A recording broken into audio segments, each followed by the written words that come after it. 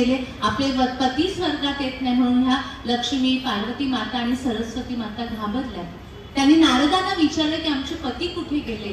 झालेली सगळी कथा नारदांनी त्यांना सांगितली. त्या धावत धावत अनसूया मातेकडे आल्या आणि तिला सांगितलं की आम्हाला आमचे पती परत दे, माता आमचे पती परत दे. ती म्हटली घ्या, हे तुमचे पती पाळणा. तिने 3 पाळणे सजवले, त्या पाळण्यांमध्ये तिन्ही बालकांना ठेवलं. ते म्हणे आमचे पती असे नव्हते आले, आमचे पती जसे हवे आहेत, जसे होते तसेच आम्हाला हवे आहेत. त्या मुनींनी त्यांच्यावर जलप्राशन शिंपडलं आणि ते पुन्हा मोठे झाले, ब्रह्मा विष्णू महेश. पण अनसूया माता म्हटली की मी यांना दूध पाजलं आहे, हे माझे बालक झालेले आहेत, माझी बाळं मला हवी आहेत. तेव्हा तत्व रूपाने ह्या तिघातलं एक एक तत्व एकत्र आलं आणि हेच दत्तगुरु आहे. हा दत्तगुरूंचा पहिला अवतार. दुसरा अवतार श्रीपाद वल्लभ आहे आणि तिसरा नरसिंह सरस्वती, ज्यांच्याबद्दल मी सांगितलं की गाणगापूरला त्यांचं स्थान आहे. आणि त्यानंतर ते कर्दळीवनात गेले आणि दत्तगुरूंचं पूर्ण अवतार स्वामी. एवढे संत आहे महाराष्ट्रामध्ये, भारतामध्ये, पण आपण खूप नशिबान आहोत की असे गुरु आपल्याला मिळाले की ते दत्तगुरूंचे पूर्ण अवतार आहे. बाकी कुठलेही संत घ्या, गुरु घ्या, हे अंश अवतार असतात. म्हणजे एखाद्या समुद्रातनं मी तांब्यावरून पाणी आणलं, काय झालं, तो अंश झाला. पण दत्तगुरूंचा पूर्ण अवतार हे स्वामी आहे. आणि स्वामी भक्तीचा प्रसार करण्यासाठी पुन्हा ते प्रकट झाले. फिरत फिरत अक्कलकोटला गेले आणि त्यानंतरचा आयुष्यातला सर्व काळ त्यांनी अक्कलकोटला घालवला. किती भाग्यवान आहोत आपण मराठी माणसं. ते बाहेर कुठे पण राहू शकले असते, पण महाराष्ट्रात आले त्यामुळे आपल्याला स्वामी मिळाले. आयुष्याच्या शेवटच्या क्षणापर्यंत अक्कलकोटला राहिले, त्यामुळे त्यांचं नाव अक्कलकोट श्री स्वामी समर्थ. ही त्यांची जन्माची एक कथा आहे. पण त्याच्या आधीचा भाग काय आहे? पंजाब राज्यामध्ये हस्तिनापूर गावाच्या बाजूला 24 किलोमीटरवर एक गाव होतं. त्या गावामध्ये विजय सिंग नावाचा एक लहान मुलगा होता, छोटासा 4-5 वर्षाचा. तो मुलगा ना कोणामध्ये मिसळायचा नाही. त्याची भाऊ आणि बहिणी यांच्याबरोबर राहायचा. त्याला गोट्या खेळण्याचा खूप नाद होता. त्या गोट्या घ्यायचा. गावाच्या बाहेर एक पडकी वास्तू होती, त्याच्या बाजूला खूप मोठा वटवृक्ष होता आणि त्या वटवृक्षाच्या खाली एक छोटी दिवळी होती. त्या दिवळीमध्ये गणपती बाप्पा होते. तिथं जायचा, गोट्या खेळायचा, गणपती बाप्पाचा आणि त्यांचा गोट्यांचा डाव रंगायचा. एक डाव स्वतःचा खेळायचा, पुढचा डाव गणपती बाप्पाचा. असा देवाशी रोज खेळत असायचा. एक दिवस ते जातात, ते विजय सिंग आहेत, ते जातात आणि गणपती बाप्पाला म्हणतात की बाप्पा आज तू खरोखर यायचं आणि माझ्याशी खेळायचं. हा शब्द पूर्ण होतो ना होतो तेवढ्यात विजांचा कडकडाट झाला. ढग बदलून आले, सगळीकडे प्रकाश प्रकाश झाला आणि जिथे तो मुलगा उभा होता तिथे जमीन दुभंगली आणि तिथून 8 वर्षाचा कमरेवर हात ठेवलेला एक बालक बाहेर आला आणि ते दुसरे तिसरे कोणी नव्हते, ते स्वामी होते.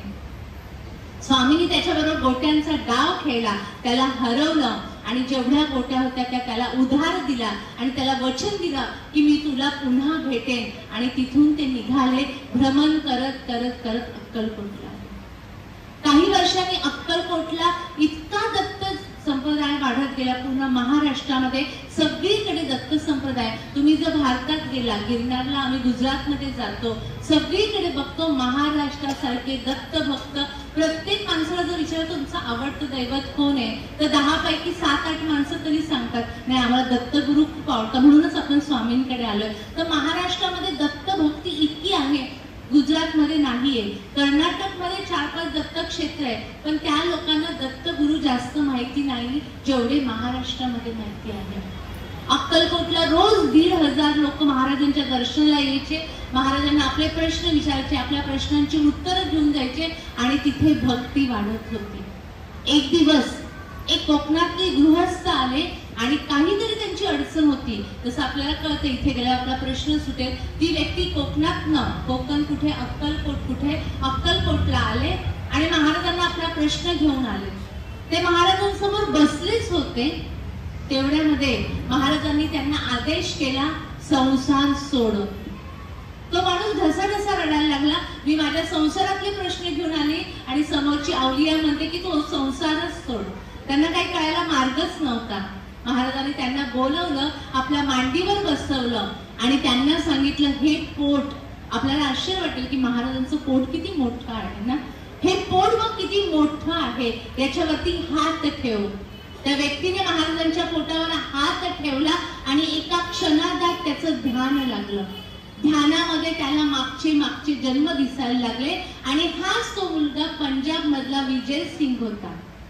आणि तो पुढे स्वामी सूत, तुम्ही कांदिवलीला कुणी गेला आहात तर स्वामी सुतांच्या मठात कांदिवलीला आठवणीने मी तुम्हाला ग्रुपवर महाराजांचे मुंबईतले जे जागृत स्थान आहे ना ते सांगते.